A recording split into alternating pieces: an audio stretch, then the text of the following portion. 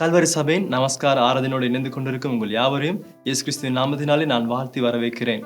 இன்றைய நாளிலும் கூட நாங்கள் தேவனுடைய வார்த்தையை நாங்கள் கேட்க போகிறோம். அதே போல தேவனை நாங்கள் நமஸ்கரிக்க போகிறோம். ஆகவே நீங்கள் எந்த இடத்துல இருந்தாலும் சகோதர சகோதரிகளே, தேவனுடைய பிரசன்னத்தை அனுபவிக்கும் முன்பதாக நாங்கள் ஜெபம் செய்து இந்த நேரத்தில் நாங்கள் எங்களை ஆயத்தப்படுத்திக் கொள்ளும். அவருடைய பிரசன்னம் நீங்க இருக்கிற இடத்துல உங்களை மூடிக்கொள்ள போகிறது. ஆகவே ஆவியானவருக்கு நாங்கள் சொல்லுவோம், ஆண்டவர் எங்கள் நிரப்பங்க. இந்த நாளிலும் கூட உங்களுடைய வார்த்தை கேட்கத்தக்கதான். அதே போல உங்களுடைய நமஸ்காரத்தில் நாங்கள் இடைப்படும் பொழுது உங்களுடைய அபிஷேகத்தை நாங்கள் நிரப்புங்க என்று சொல்லி நாங்கள் கண்களை மூடி நாங்கள் ஜெபம் செய்வோம். எங்களை அளவுக்கு அதிகமாக நேசிக்கும் அன்பின் பரலோக தகப்பனே, உமக்கு நன்றி செலுத்துகிறேன். இந்த அருமையான நேரத்திலும் கூட ஆண்டவரை நேரலைப்பின் மூலமாக இணைந்து கொண்டிருக்கும் ஒவ்வொரு சகோதர சகோதரிகளை கர்த்தர் ஆசீர்வதிக்கும்படியாக நான் ஜெபிக்கிறேன். இந்த நேரத்தில் நமஸ்கார குழுவோடு சேர்ந்து நாங்களுமே ஆராதிக்க தந்த அருமையான சந்தர்ப்பத்துக்காக உமக்கு நன்றி. உங்களுடைய வார்த்தையினூடாக எங்களோட பேசுங்க, எங்களோட இடைப்படுங்க. எல்லாவற்றையும் உங்களுடைய கருத்தில் ஒப்பு கொடுத்து ஜெபிக்கின்றோம் ஜீவனுள்ள நல்ல பிதாவே, ஆமென் ஆமென். நல்லது, நாங்கள் நமஸ்கார குழுவோடு சேர்ந்து தேவனை ஆராதி.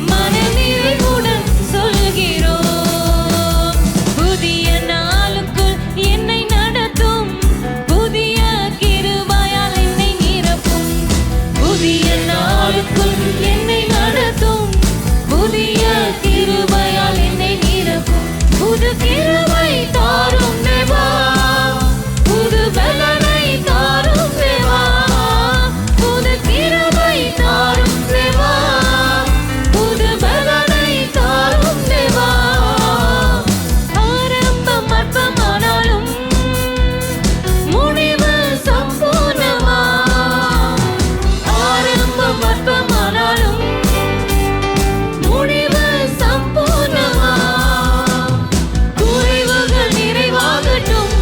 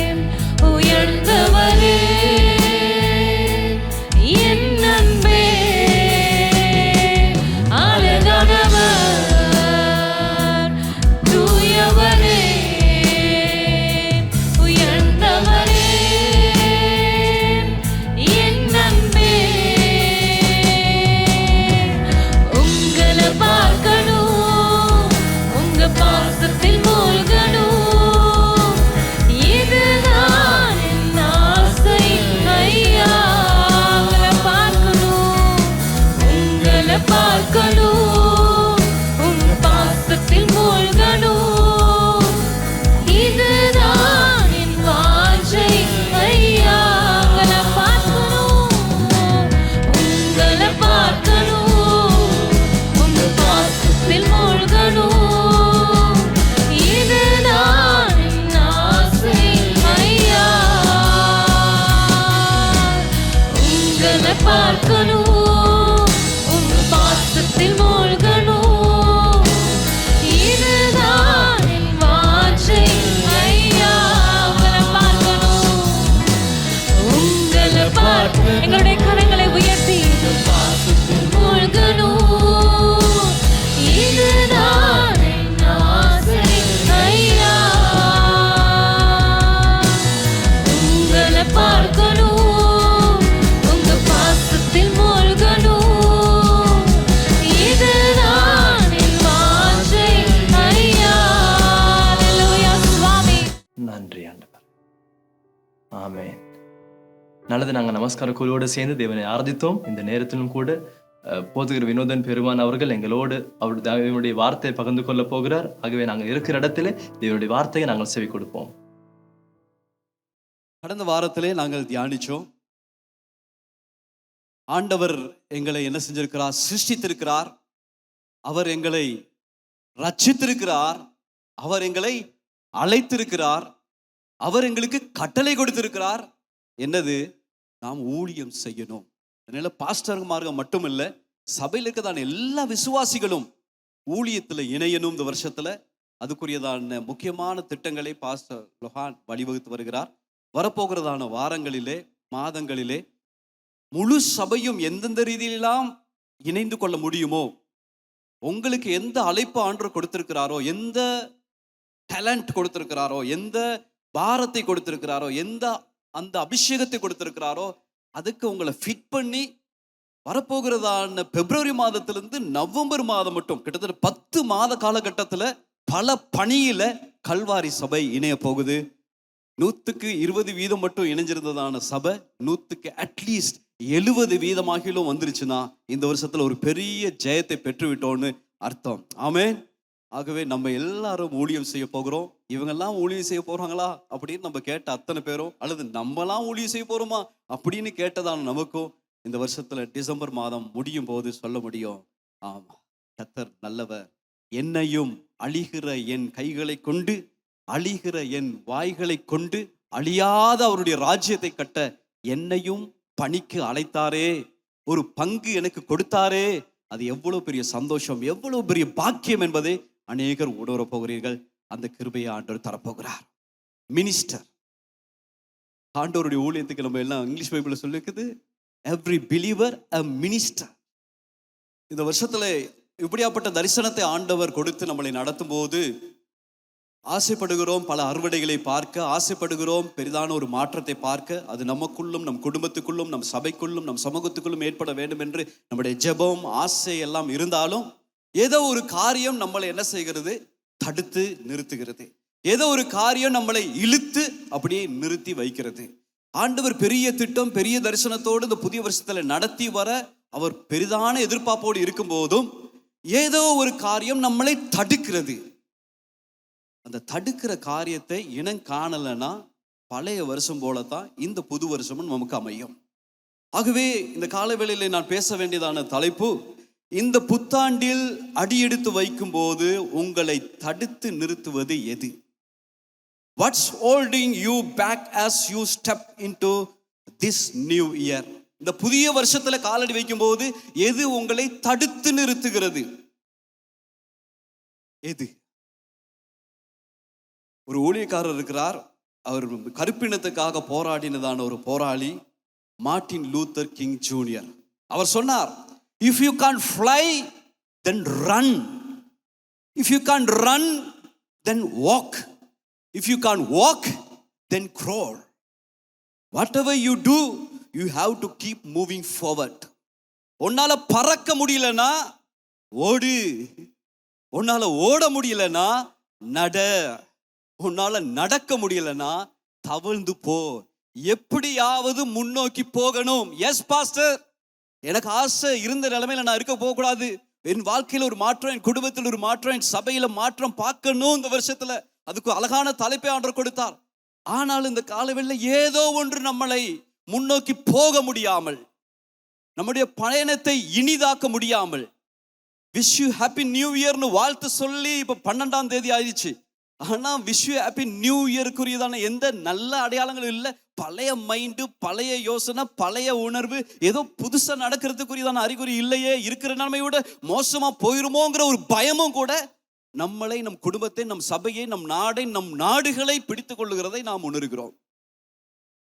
நீங்க பாப்பீங்களா இருந்துச்சுன்னா எபிரேயர் 12வது அதிகாரம் 1வது வசனத்துல ஆதாரமாய் கொண்டு இந்த நாளிலே ஆண்டவர் நம்மளோட பேச போகிறார். எபிரேயர் 12வது அதிகாரம் 1வது வசனம்.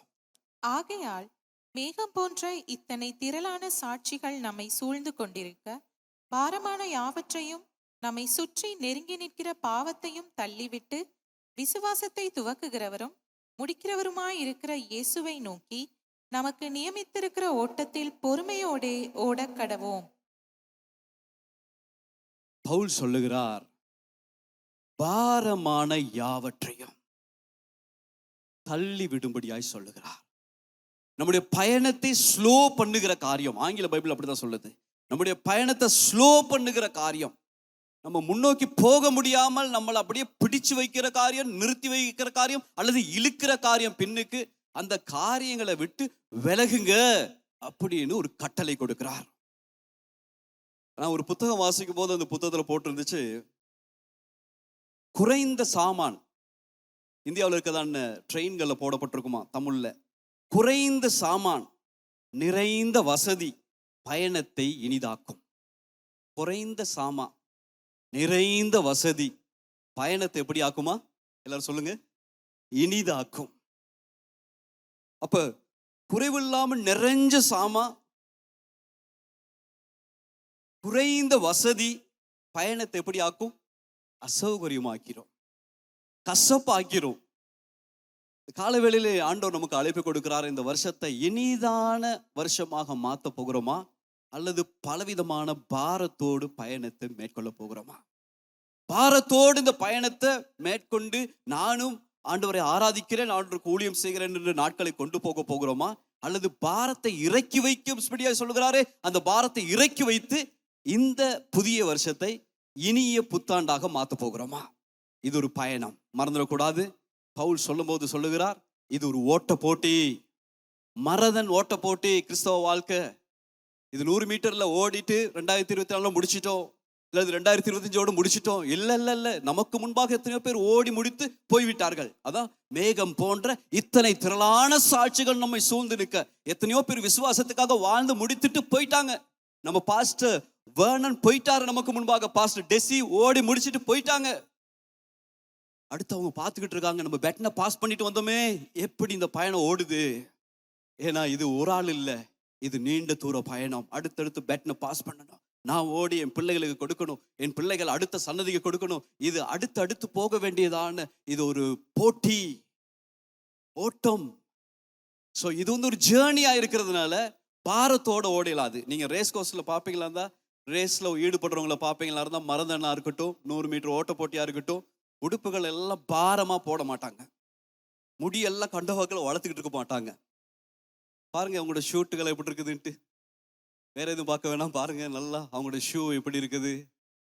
அவங்க பெரிய கோட்டு டெனிமா போட்டிருக்கிறாங்க, அல்லது கண்ட வாக்கில் முடி வச்சிருக்கிறாங்களா, பெரிய கோட் விண்டருக்கு போடுற கோட்டு போட்டிருக்காங்களா, அல்லது கையில ஏதாவது பாரத்தை தூக்கிட்டு ஓடுறாங்களா, தாடி வச்சிருக்காங்களா,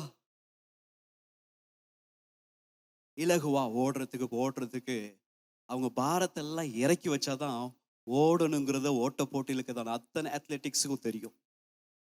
ஆசை 2025 வருஷம் இனிதான புத்தாண்டாக மாறணும்ட்டு, இனிதான புத்தாண்டாக மாற்றணும்னு ஆசை, ஒரு வெற்றியான வாழ்க்கை வாழணும்னு ஆசை, ஒரு சந்தோஷமான பயணத்தை மேற்கொள்ளணும்னு ஆசை.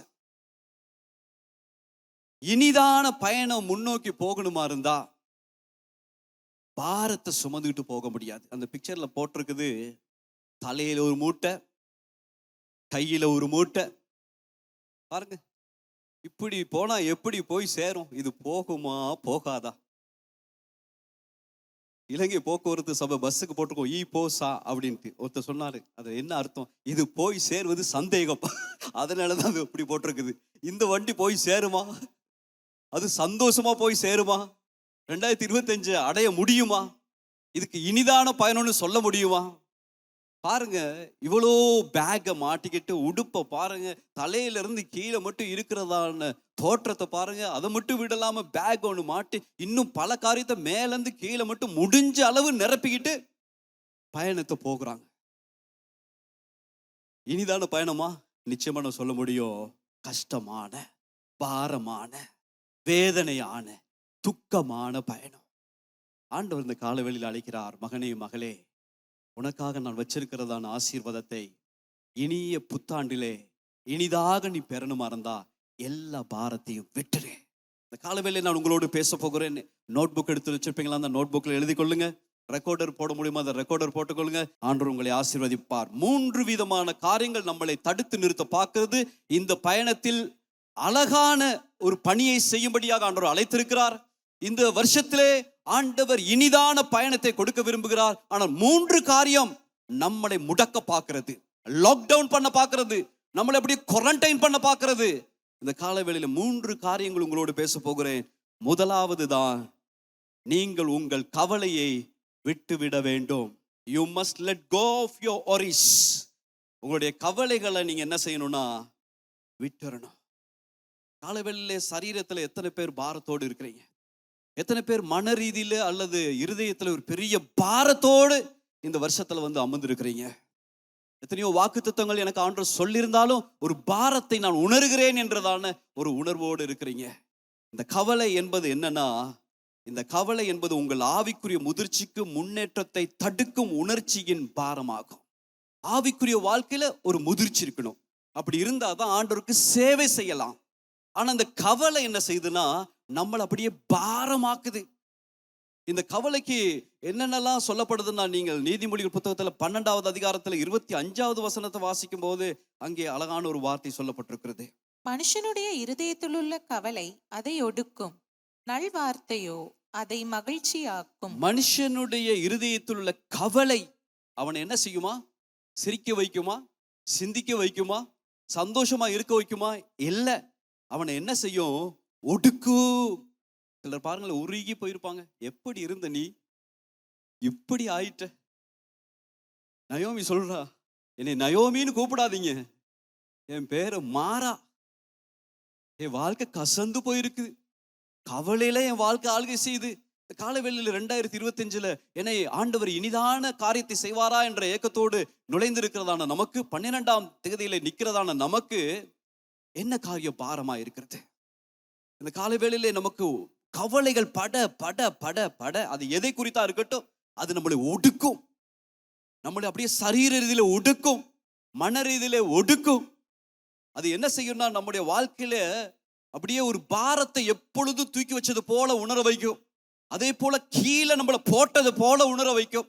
அதே போல டிப்ரெஸ், நம்மட மன அழுத்தத்துக்குள்ள ஆளாக்கி வைக்கிற ஒரு உணர்வை நமக்குள்ள கொண்டு வரும். எது செய்யுதுன்னா, கவலை அதை செய்யும். அதனால தான் மத்தேயு புத்தகத்துல 6வது அதிகாரத்துல இயேசு சுவாமி இந்த பூமியில் இருக்கும்போது தன்னுடைய சீசர்களை பார்த்து சொல்லும் போது தெளிவாய் சொன்னார், கவலைப்படாதிருங்கள், கவலைப்படாதிருங்கள், கவலைப்படாதிருங்கள். கவலைப்படுறதுனால ஒன்னும் மாற போறதில்லை. கவலைப்படுறது நம்மள மாற்றத்தை கொண்டு வராது. இயேசு சுவாமி கட்டளை போட்டு சொன்னார், do not worry. அது கடந்த காலத்தை குறிச்சா இருக்கட்டும், நிகழ்காலத்தை குறிச்சா இருக்கட்டும், எதிர்காலத்தை குறிச்சா இருக்கட்டும், இந்த காலவெளியில எதெல்லாம் குறித்து கவலைப்படுகிறீர்களோ, ஆண்டவர் இந்த காலவெளியில தெளிவாய் சொல்லுகிறார், இந்த பயணம் இனிதாக மாற வேண்டும் என்றால், இந்த வருஷம் இனிதாக மாற வேண்டும் என்றால் கவலைப்படாதிருங்கள். ஆனா நம்ம என்ன செய்யறோம்? உங்களுக்கு என்ன தெரியும் பாஸ்டர்? நாளைக்கு உள்ள பிரச்சனை, அடுத்த மாசத்துல உள்ள பிரச்சனை, அடுத்த வாரத்தில் உள்ள பிரச்சனை, பிஸ்னஸ் பிரச்சனை, பிள்ளைகள் பிரச்சனை, கல்யாணம் பிரச்சனை, சத்துருடைய பிரச்சனை, எவ்வளோ பிரச்சனை இருக்கு. அதெல்லாம் யோசிக்க யோசிக்க யோசிக்க எனக்கு என்ன வருதுன்னா, கவலை வருது. நம்ம கவலைப்படும் போது என்ன செய்யறோம்னா, ஆண்டவருடைய ஸ்தானத்தை நம்ம எடுத்துக்கொள்றோம். நான் இல்லைன்னா, நான் ஹேண்டில் பண்ணலன்னா எங்க வீடு நிலைமை மாறிடும். அதனால நான் தான் எல்லாம் செய்யணும், நான் தான், என் கையில தான் எல்லாம் இருக்குது.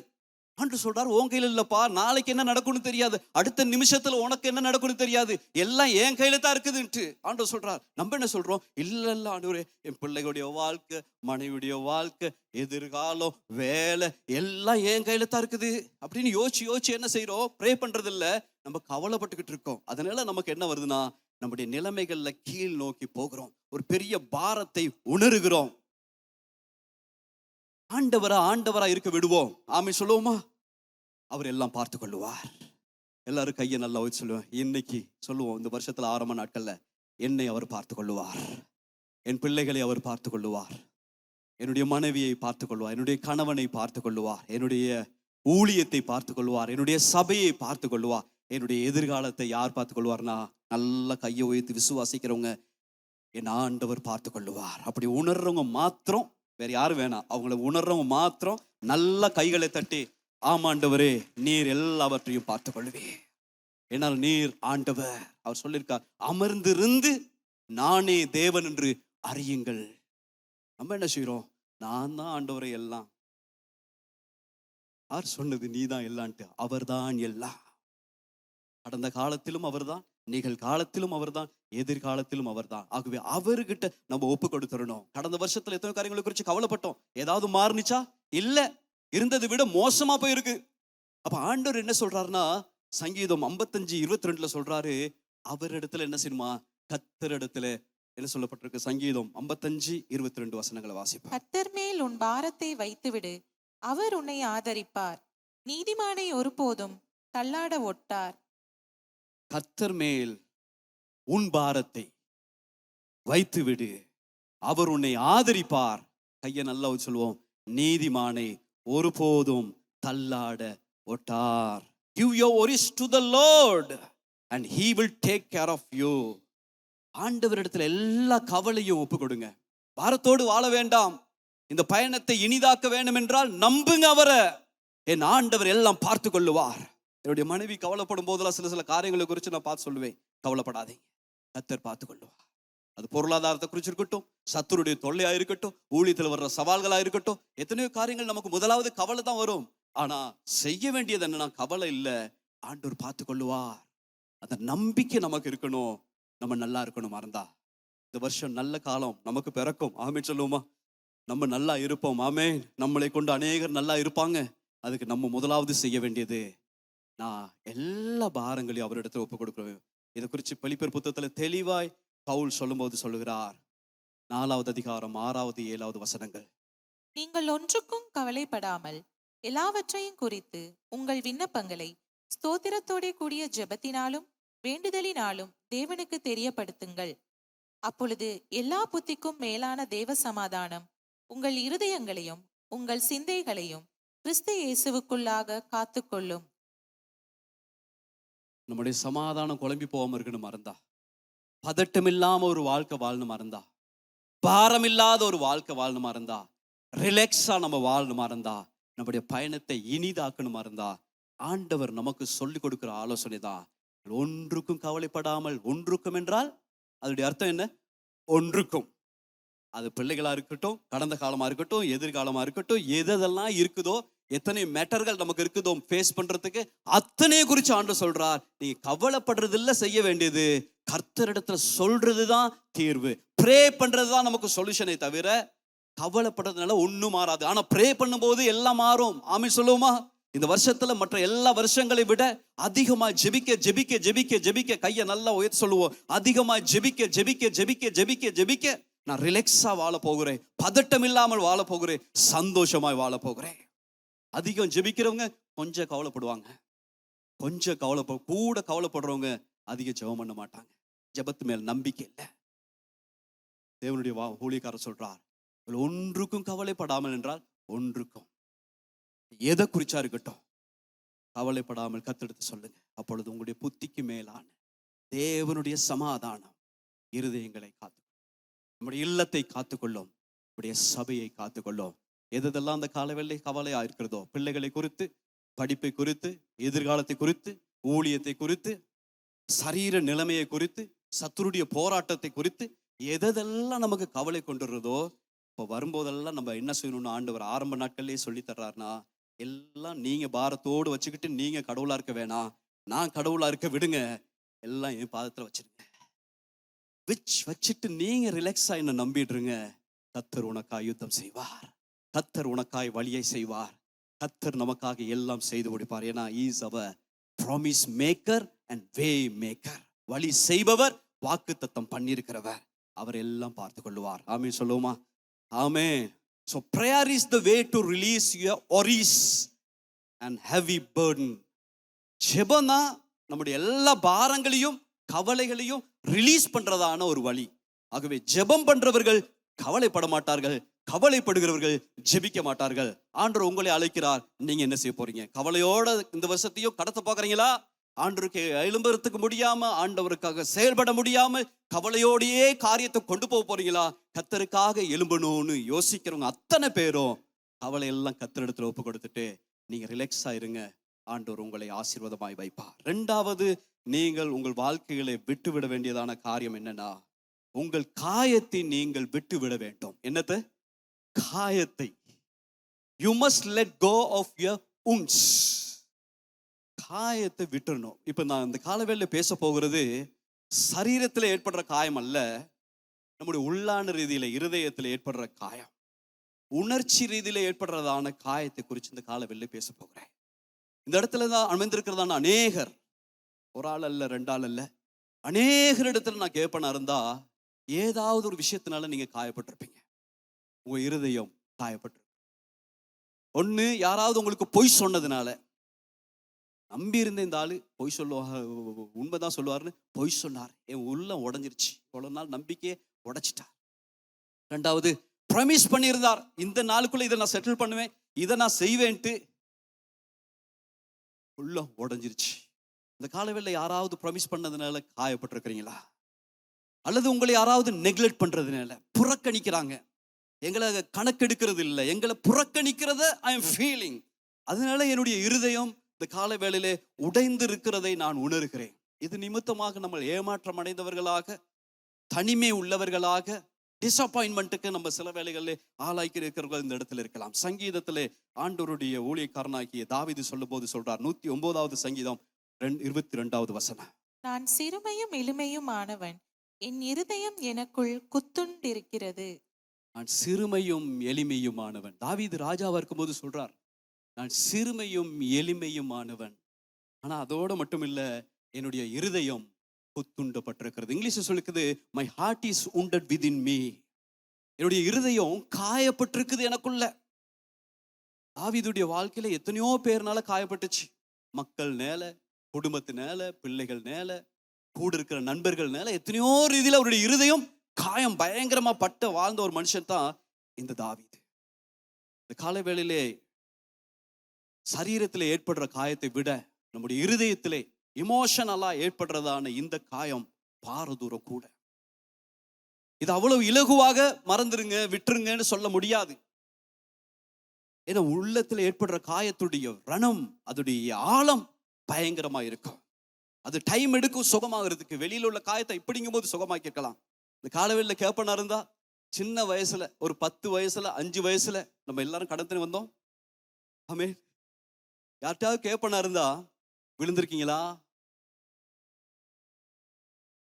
வெட்டுப்பட்டிருக்குதா, காயம் பட்டிருக்குதா அப்படின்னு கேட்டா இல்லைன்னு சொல்லலாது. சில தழும்புகள் நமக்கு காண்பிச்சு கொடுக்கும். எங்க விழுந்தோன்னு தெரியாது, ஆனா காயப்பட்டதுடைய அடையாளங்கள் இருக்கிறதுனால நம்ம சொல்லலாம். எப்படி விழுந்தோம், யாருனால விழுந்தோன்னு சொல்லலாது. ஆனா சின்ன வயசுல நம்மளை யாராவது துஷ்பிரயோகம் பண்ணியிருப்பாங்களா இருந்தா, வார்த்தையினாலும் செயலினாலும் நம்மளுக்கு துஷ்பிரயோகம் நடந்திருக்குமா இருந்தா, அந்த மனிதர்களை இன்னைக்கும் அந்த காயத்தினால அவங்களை ஞாபகம் இருக்கும். இன்னும் அந்த காயத்துடைய வேதனை அவர்களை பார்க்கும்போது உச்சத்தை எட்டும். பிறகு நமக்கு வர்றதெல்லாம் என்ன, கோபம் தான் வரும். இந்த ஆளு சின்ன வயசுல நான் இருக்கும்போது இப்படி பேசினா தானே, இப்படி செஞ்சான் தானே. நான் பெட் பண்ணுவானா இருந்துச்சுன்னா ரொம்ப பேர் சொல்ல முடியும், இப்படி இப்படி எனக்கு நடந்திருக்குது. எல்லாரும் சொல்ல முடியாது, ஆனா எல்லாருக்குள்ள ஒரு கதை இருக்கும். அது பக்கத்து வீட்டுக்காரனாலயா இருக்கலாம், அல்லது உங்களுடைய உறவினர்கள் நிமித்தமாக இருக்கலாம், அல்லது உங்களுடைய பெற்றோர் சொன்னதான நெகட்டிவ் வார்த்தைகளா இருக்கலாம். அவர்கள் உங்களை கொடூரப்படுத்ததான யாராவது இருப்பாங்களா, அந்த செயலாக இருக்கலாம். அது இன்னும் இமோஷனல் ரீதியில நம்முடைய இருதயத்தை காயப்படுத்தி இருக்கிறதா அனுபவம் உள்ளவர்கள் இந்த இடத்துல எத்தனையோ பேர் இருக்கலாம். இந்த காலை வேளையில நீங்களும் நானும் ஒன்றை அறிஞ்சு கொள்ளணும். இது நம்முடைய நினைவுகள்ல இருக்குது. நம்முடைய உள்ளத்தின் காயங்கள் இன்னும் நம்முடைய நினைவுகள்ல இருக்குது. இந்த நினைவுகள் ஏன் நினைவுகள்ல தங்கி இருக்குதுன்னா, நம்ம நடந்த காரியத்தை போட்டு போட்டு பார்க்குறோம். பாருங்களேன், ஃபோனில் ஏதாவது யூடியூப்ல வந்துருச்சுன்னா, ஒரு ஆக்சிடென்ட்டோ ஏதாவது ஒன்று நடந்துச்சுன்னா, நான் ஒரு தரத்துக்கு பதிலாக 2-3 தரம் கேட்பேன், பார்ப்பேன். அது எப்படி அடிபட்டுச்சு, எங்கடிக்கு மிஸ்டேக், டிரைவர்னாலே பிழையா, போறவன் வந்தவனால பிழையா, 2-3 தரம் ரிப்பீட் பண்ணும்போது என் மனசுல அடியில பதிஞ்சிரும். நைட்டில் கனவெல்லாம் அதுவா மாறிடும். இந்த அனுபவம் எத்தனையோ பேருக்கு இருக்கலாம். ரிப்பீட் பண்றோம். சில வேளைகள் நம்ம ஒத்திய பார்க்கிறோம். நடந்த சம்பவத்தை என்னைக்கோ இருக்கணும். 2010 நடந்ததா இருக்கலாம், 2023 நடந்திருக்கலாம், 2024 நடந்திருக்கலாம், 2004 நடந்ததான சுனாமி போலதான அனுபவமா இருக்கலாம். அதை நம்ம என்ன செய்யறோம், அதை அப்படியே ரிப்பீட் பண்ணி பார்க்கும்போது அந்த காயம் இன்னும் அதிகமான வலியையும் இன்னும் அதிகமாக வருத்தத்தையும் கொண்டு வருது என்பதை இந்த காலவெளியில் மறந்துடக்கூடாது. ஆனால் ஆண்டோடைய பிள்ளைகளாகிய நீங்களும் நானும் ஒரு காரியத்தை மறந்துடக்கூடாது. Past is past. கடந்த காலம் என்பது கடந்த காலம். கடந்த காலம் நம்முடைய எதிர்காலத்தை அழிக்க முடியாது. கடந்த காலம் நம்முடைய நிகழ்காலத்தை சிறைப்பிடித்து வைக்க இடம் கொடுக்க கூடாது. கடந்த காலம் நம்முடைய எதிர்காலத்தில் ஆண்டவர் வைத்திருக்கிறதான திட்டம், நோக்கம், எதிர்பார்ப்பு எல்லாத்தையும் இல்லாமல் ஆக்குவதற்கு இடம் கொடுக்க கூடாது. நம்ம எப்ப இடம் கொடுக்கிறோம்னா, இந்த சம்பவங்களை நினைச்சு பார்க்கும்போது அந்த சம்பவம் மீண்டும் நம்மளை குத்துகிறது, கொடைகிறது, மீண்டும் காயத்தை ஓப்பன் பண்ணுகிறது. இந்த இடத்துல சொல்லப்பட்டிருக்கிறது, காயத்தை பிடிச்சுக்கிட்டே இருப்போமா இருந்துச்சுன்னா, என்னைக்கோ நடந்தது இங்கிலீஷ்ல சொல்லப்படுது ரீசென்ட்மெண்ட். அப்படின்னா மீண்டும் வெட்டுதல், மீண்டும் ஓப்பன் பண்ணுதல். என்னைக்கும் காயப்பட்டுச்சு உண்மை. ஆனா கதைக்கும் போது, அதை குறித்து நினைச்சுக்கிட்டு இருக்கும் போது, அதை குறித்து நம்ம ஃபீல் பண்ணும்போது அதை ஓப்பன் பண்றோம். காஞ்சி வர்ற காயத்தை ஓப்பன் பண்ணுமா இருந்தா என்ன நடக்கும்? வலி யாருக்கு? ஓப்பன் பண்றவங்களுக்கு தான். இன்னைக்கு எத்தனையோ பேர் நம்ம ஓப்பன் பண்ணி நம்மளே வலி நமக்கு வழங்கி கொண்டிருக்கிறோம். என்னைக்கோ நடந்த சம்பவம், என்னைக்கோ முடிஞ்ச கதை மீண்டும் மீண்டும் நம்மளையே வலிக்குள்ள வாழ வச்சு வருகிறோம். ஆண்டவர் ஒரு பெரிய வழியை இந்த வருஷத்துல ஆயத்தப்படுத்தியிருக்கிறார். நம்முடைய பயணம் இனிதாக மாற வேண்டும் என்று. ஆனால் ஏதோ ஒரு பாரம், காயத்தின் பாரம் நம்மளை தடுக்கிறது. சங்கீத புத்தகத்திலே 39வது அதிகாரத்தில் 8வது வசனத்தை வாசிப்போம். அல்லது யோபு 18:4. கோபத்தினால் உம்மை தானே பீறுகிற உமது நிமித்தம் பூமி பாழாய் போகுமோ, கண்மலை தன்னிடத்தை விட்டு பேருமோ. கோபத்தினால் உம்மை தாமே பீறுகிறது, உமது நிமித்தம் பூமி பாழாக போகுமோ. இங்கிலீஷ் சொல்லிக்குது, you are only hurting yourself. வேற யாரும் இல்ல காயப்படுத்துறது, நீங்களே தான் உங்களை காயப்படுத்திக்கிட்டு இருக்கீங்க. அந்த ஏற்கனவே நான் சொன்னதான சங்கீத புத்தகத்துல வீட்டுல போயிட்டு எழுதி வாசிங்க. 39:8 சொல்லப்பட்டிருக்கிறது. அந்த கோபத்தினால நம்ம செயல்படுறதுனால நமக்கு வர்ற விளைவு என்னன்னா, it only leads to evil. தீமை செய்வதற்கு அந்த காயம் நடத்துகிறதே தவிர நமக்கு நன்மையை கொண்டு வருவதற்கோ மற்றவர்கள் நன்மை செய்வதற்கோ அது வழிவகுக்கிறது அல்ல.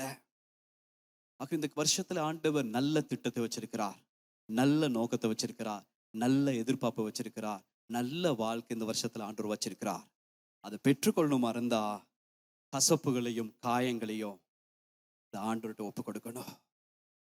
ஆண்டவர்கிட்ட ஒப்பு கொடுத்துட்டு நம்ம வாழ்றதுக்கு ஒரு தீர்மானம் எடுக்கணும். இல்லைன்னா நம்ம என்ன செய்யறோம்னா, ஒரு வாகனத்துல போகிறோம், அழகான வாகனத்துல, எப்படிப்பட்ட வாகனத்துல, அழகான வாகனத்துல முன்னுக்கு போய்கிட்டு இருக்கிறோம். ஒவ்வொரு வாகனங்கள்லையும் டிரைவர் சீட் பக்கத்துல ஒரு ஒரு கண்ணாடி இருக்கும். அதுக்கு சொல்லுவாங்க ரியர் வியூ மிரர்னு சொல்லுவாங்க. பின்னுக்கு என்ன நடக்குதுன்னு பார்க்குற கண்ணாடி. பின்னுக்கு யார் இருக்கிறது, பின்னுக்கு வெஹிக்கிள் எங்க தூரத்தில் இருக்குது, ரிவர்ஸ் பண்ணும்போது அது சப்போர்ட் பண்ணும். இதுகள் எல்லாம் உள்ளதான அந்த ரியர் வியூங்கிறதான மிரர் பார்த்துக்கிட்டு தான் கவனமாக ஓட்டுவாங்க. எப்பயுமே அதே பார்த்துக்கிட்டு முன்னுக்கு ஓட்டுனா, பின்னுக்கு பார்த்துக்கிட்டு முன்னுக்கு ஓட்டுனா என்ன நடக்கும்? ஆக்சிடென்ட் பண்ணும். ஆக்சிடென்ட் படும்போது தன்னுடைய வாகனமும் பாதிக்கப்படும், தனக்கும் பாதிப்பு வரும், தன்னோடு வருகிறவர்களுக்கும் பாதிப்பு வரும். முன்னுக்கு போகிற அப்பாவி ஜனங்களும், சாதாரண எங்கேயோ போன வாகனங்களும் நம்பூட்டி இந்த செயல்னால அடிப்பட்டு ஆக்சிடென்ட்க்கு ஆளாகி பெரிய ஒரு அழிவை, நஷ்டத்தை சந்திக்கும். இன்னைக்கு எத்தனையோ ஆண்டோடைய பிள்ளைகள், எத்தனையோ ஊழியக்காரர்கள் எத்தனையோ சபை விசுவாசிகள் ஆண்டவர் பெரிய எதிர்பார்ப்போடு இந்த வருஷத்துல பயன்படுத்த பார்த்துக்கிட்டு இருக்கிறார். பெரிய காரியங்களை நம்மளை கொண்டு செய்வேன் என்று வாக்குறுதி கொடுத்திருக்கிறார். ஆனா அநேக வேளைகளை நம்ம என்ன செய்யறோம்னா, பின்னுக்கு பார்த்துக்கிட்டு முன்னுக்கு ஓட்டுறோம், மேல பார்த்துக்கிட்டு. இப்படி போக மறந்த ஆக்சிடென்ட் படும் இந்த வருஷத்துல. அப்படி போகாமல் இருக்கணுமா இருந்தா, நம்ம காக்கப்படணுமா அந்த நல்ல பயணம் முன்னுக்காக ஆண்டவர் வச்சிருக்கிறார். அதுல போவதற்காக கர்த்தர் நம்மளை அழைக்கிறார். பாஸ்டர் எனக்கு முன்னுக்கு போகணும், நல்லா இருக்கணும், நல்வழியை பெறணும், நான் என்ன செய்யறதுன்னு கேட்பீங்களா? இருந்தா focus on future, not focus on past. கடந்த காலத்தின் மேலே உங்களுடைய அவதானத்தை செலுத்தாதீர்கள், எதிர்காலத்தின் மேலே உங்களுடைய அவதானத்தை செலுத்துங்கள். அப்பொழுது நாமும், நம்மளோடு வருகிறவர்களும், நம் குடும்பமும், நம்மளோடு சம்பந்தப்பட்டவர்களும், பாதையிலே போகிற வருகிற அத்தனை பேரும் பாதுகாப்பாக இந்த பயணத்தை இனிதாக்கி செல்ல முடியும். ஆமென். எபேசியர் புத்தகம் 4வது அதிகாரம் 31-32 வசனங்கள் என்ன சொல்லுது? சகலவிதமான கசப்பும் கோபமும் மூர்க்கமும் கூக்குரலும் தூஷணமும் மற்ற எந்த துர்க்குணமும் உங்களை விட்டு நீங்க கடவது. ஒருவருக்கொருவர் தயவாயும் மன உருக்கமாயும் இருந்து கிறிஸ்துவுக்குள் தேவன் உங்களுக்கு மன்னித்தது போல நீங்களும் ஒருவருக்கொருவர் மன்னியுங்கள். காலைவெளியில் ஆண்டவர் நம்மளை அழைக்கிறார், அவருடைய அன்பை நினைக்கும்படியாக, அவர் நம்மை மன்னித்த விதங்களை நினைக்கும்படியாக, அவர் நமக்காக செய்த காரியங்களை நினைக்கும்படியாக. மனிதர்கள் நமக்கு செய்த காரியங்கள், நமக்கு சொன்ன காரியங்கள் நமக்கு கோபத்தை உண்டாக்கும். அதை நாங்கள் பாராட்டுவோமா இருந்தால் பாதிப்பு மனிதர்களுக்கு அல்ல, அது நமக்கும் நம் குடும்பத்துக்கும் ஆண்டவர் வச்சுக்க திட்டத்துக்குமே அல்லாமல் வேறு எந்த காரியத்திலும் நஷ்டங்களை ஏற்படுத்தாது. ஆனால் நாம் செய்ய வேண்டியது என்னன்னா, எல்லா காயங்களையும் எல்லா கசப்புகளையும் கல்வாரி சிலுவைக்கு முன்பாய் கொண்டு வந்து வைத்து விட்டு, ஏன்னா நம்ம ஆண்டவர் கையில வந்து தண்டாயுதம் இல்லை பழிவாங்க, அவர் கையில் இருப்பதெல்லாம் அந்த காயம். அதுல நமக்கு மன்னிப்பு கொடுப்பதான் அறிகுறி காட்டுதே தவிர மற்றவர்களை அழிப்பதற்காக அல்ல. இந்த காலை வேளையிலே நாமும் இந்த செய்தியை பெறுவோம், மற்றவர்களுக்கும் இந்த செய்தியை பரப்புவோம். இந்த இடத்துல தெளிவாய் சொல்லப்பட்டிருக்கதான வார்த்தைகள் என்னது? சகலவிதமான கசப்பு, அது எந்த சம்பந்தப்பட்டதா இருக்கட்டும், கசப்பும் கோபமும் மூர்க்கமும் கூக்குரலும், எல்லாரும் என்னோட சேர்ந்து வாசிப்பீங்க, கூக்குரலும் தூஷணமும் மற்ற எந்த துர்க்கணமும் உங்களை விட்டு என்ன செய்யணுமா? உங்களை விட்டு நீங்க கடவுது போகட்டும். அதுக்கு பதிலா நீங்க என்ன செய்யணுமா? அதெல்லாம் விட்டுருங்கன்னு சொல்லிட்டு எதை பிடிச்சு கொள்ளுங்கன்னு சொல்றார் பவுல். ஒருவருக்கொருவர் எப்படி இருக்கணுமா? தயவாயிருங்கள். போன வருஷம் தான் பாஸ்டர் தயவின் வருடம், இந்த வருஷத்துல இல்லையா? இந்த வருஷத்துலயும் அது தொடரும், வாழ்நாள் முழுசுக்கும் தொடரும். ஒருவருக்கொருவர் தயவாவும் மன உருக்கமாய் இருந்து கிறிஸ்துக்குள் தேவன் உங்களை மன்னித்தது போல, நாங்கள் எல்லாம் மன்னிப்பு பெற்றவர்கள், எங்களை ஆண்டவர் மன்னித்தது போல என்ன சொல்றாருன்னா, நீங்களும் ஒருவருக்கொருவர் மன்னியுங்கள். காயத்திலிருந்து விடுதலை அடையணுமா இருந்தா ஒருவரை ஒருவர் மன்னிங்க. கல்வாரி சிலுவையை கண் முன்பாக வையுங்க.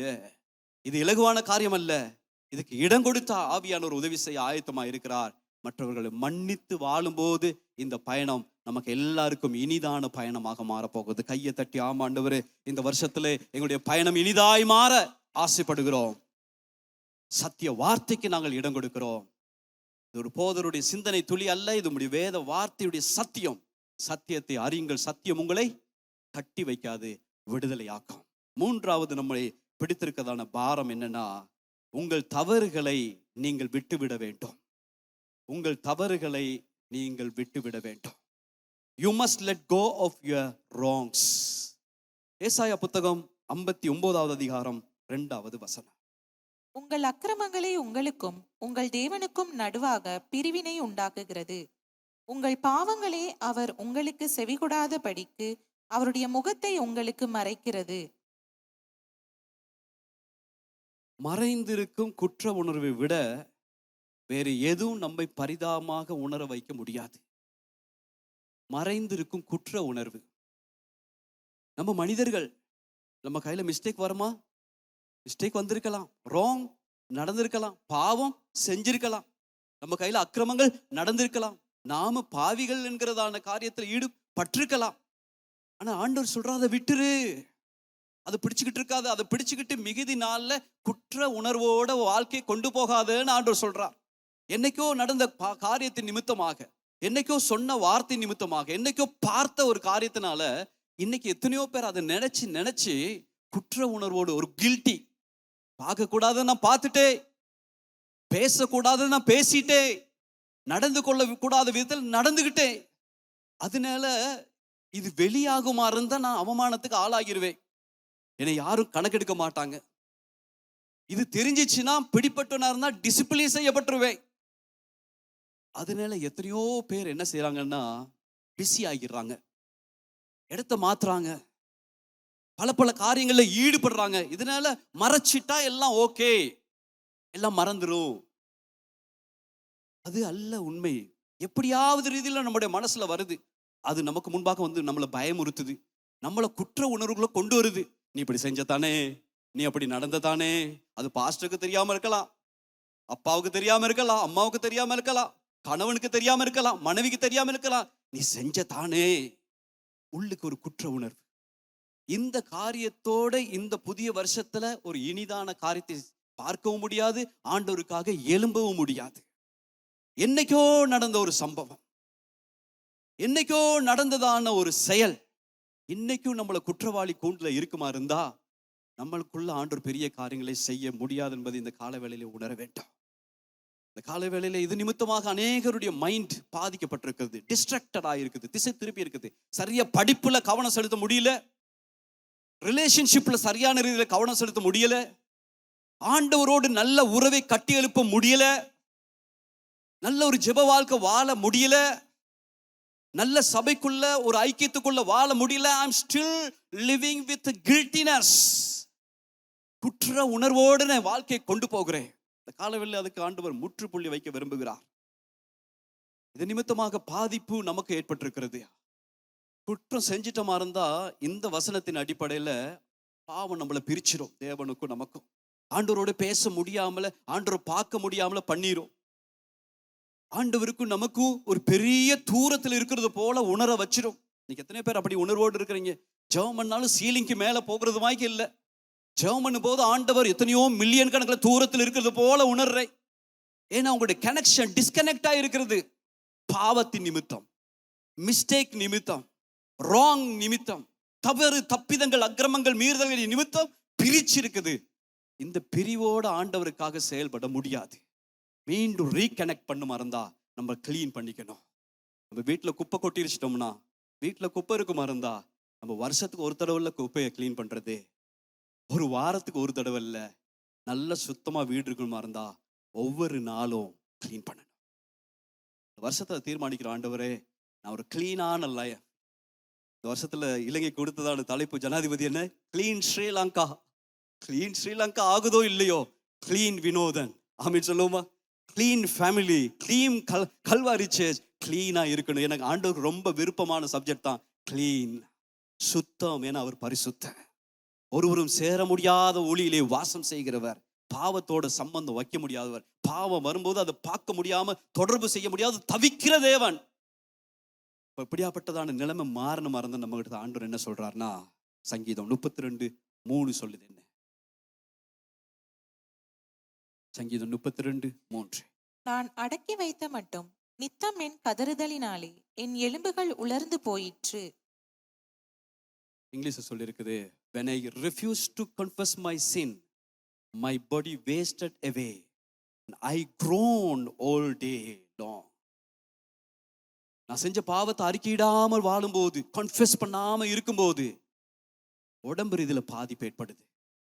என் நாளெல்லாம் இனிதா இல்ல, கசந்து போயிருது, பாரமா இருக்குது. ஆண்டவர் என்ன சொல்றாருன்னா, என்னைக்கோ செஞ்ச காரியங்கள், மிஸ்டேக்கள், பாவங்கள் இருக்குமா இருந்தா அதுக்கு ஒரு வழி இருக்குதுன்னு சொல்றார். அதை நம்ம செய்யறதுக்கு ஆண்டவர் அழைப்பை கொடுக்கிறார். சங்கீதம் 51:3 வாசிப்போம். என் மீறுதல்களை நான் அறிந்திருக்கிறேன், என் பாவம் எப்பொழுதும் எனக்கு முன்பாக நிற்கிறது. பாஸ்டர் படுக்கும் போதெல்லாம் அந்த நினைப்பு வருது, யாரோட கதைக்கும் போதெல்லாம் அந்த செஞ்ச மிஸ்டேக் எனக்கு ஞாபகம் வருது. நல்லா தூங்கி மிச்ச நாள் ஆச்சு, அது எப்பயும் என்னை டிஸ்டர்ப் பண்ணிக்கிட்டே இருக்குது. எத்தனையோ பிரசங்கங்கள் என்னை தொட்டு என்னை எழுப்ப பார்த்தாலும் இந்த காரியம் என்னை விட்டு விலகலை, என்னை அப்படியே கட்டி வச்சிருக்கிறது நான் உணர்றேன். நிம்மதியான தூக்கம் இல்லை, டேப்லெட் குடிக்காம தூங்க முடியல, எப்ப பார்த்தாலும் எங்க உட்கார்ந்தாலும் அதே நினைப்பு என்னை குற்றவாளி கூண்டுக்குள்ள அடைச்சு என்னை எழும்ப முடியாம, ஆண்டவருக்காக வாழ முடியாம, ஆண்டவருக்காக செயல்பட முடியாமல் எனக்குள்ளே ஒரு போராடுகிற போர்க்களத்தில் இருக்கிறேன் என்பதை உணர்கிறேன் அப்படின்னு சொல்லுமா இருந்துச்சுன்னா, தாவீது சொல்றார், I know about my wrongs. யாருக்கு தெரியாட்டி எனக்கு தெரியும். and I can't forget my sin. என்னுடைய பாவத்தை நான் மறைக்க முடியாது. பாஸ்டருக்கு மறைக்கலாம், ஆனா என்னால மறக்க முடியாது. அதனால நான் என்ன செய்யணும்னா அதை அறிக்கையிடணும். ஆண்டவர் வாக்குறுதி கொடுக்கிறார், அறிக்கையிடும்படியாக. முதலாவது யோவான் புத்தகம் கடைசி வசனத்தை வாசிப்போம். முதலாவது யோவான் 1 அதிகாரம் 9வது வசனம். இது எல்லாருக்கும் இதான வாக்குத்தத்த வசனமாக எடுத்துக்கொள்வோம்.